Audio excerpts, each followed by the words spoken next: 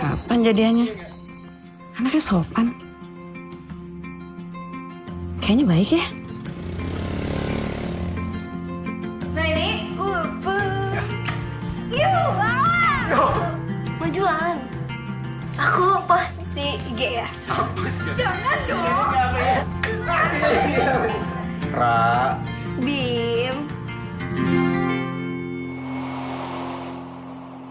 saya akan tanggung jawab. Kamu mau tanggung jawab kan? Iya kan? Mulai hari ini. Jangan sih lah. Lo tau gak sih kalau lu tuh goblok namanya?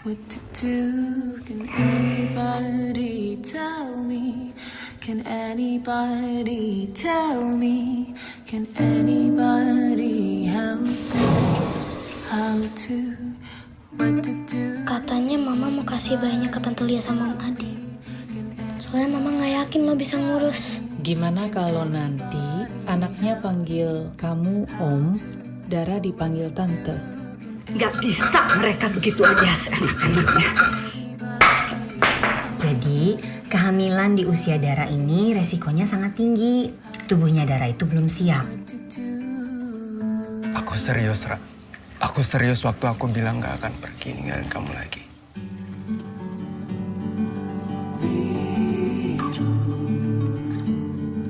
Dara kayaknya ragu. Coba kamu ngomong sama dia. Ini demi anak kamu juga.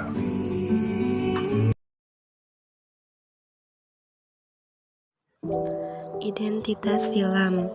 Judulna Dua Garis Biru. Sutradarana Kina Esnur. Produserna Chan Parway Servia jeung Via Servia. Rilisna tanggal 11 Juli 2019.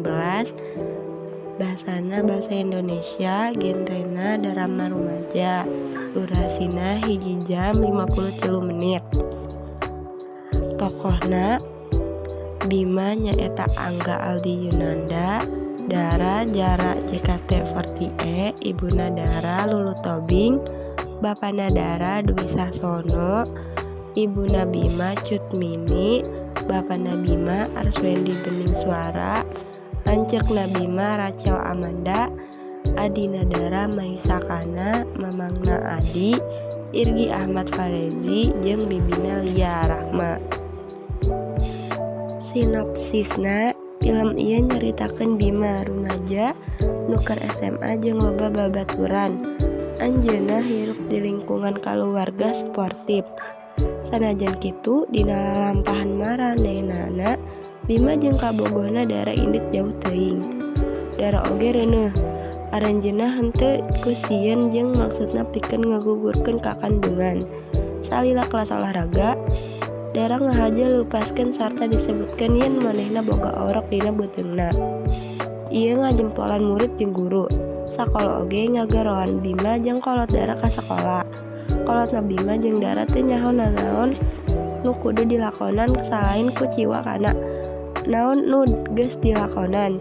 Sareng Bima kedah tanggal waler kana sagala anu parantos dilakukeun. Lah waktu kolot Bima jeung Dara mimiti narima kana kaayaan sanajan masih keneh ngarasa kuciwa. Nepi ka akhirna Bima jeung Dara mutuskeun pikeun nikah dina umur ngora. Bima damel di tempat bapa Dara kanggo nutupan biaya ngalahirkeun.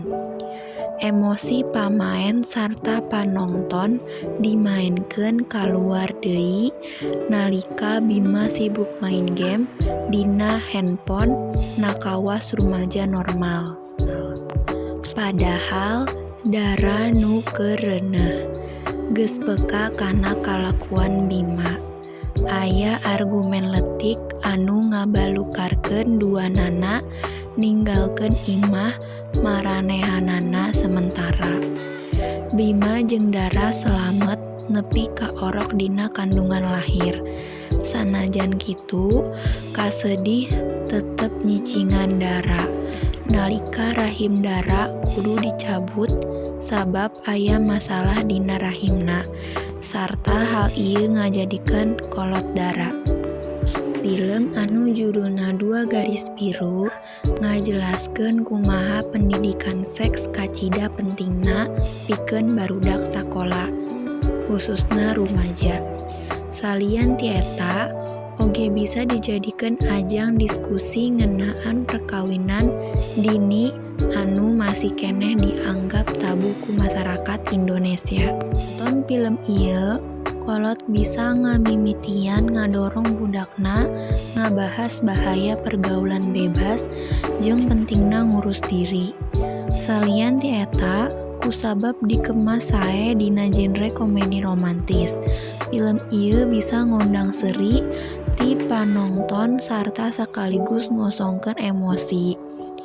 Film ieu ngajelaskeun naha seks bebas dilarang.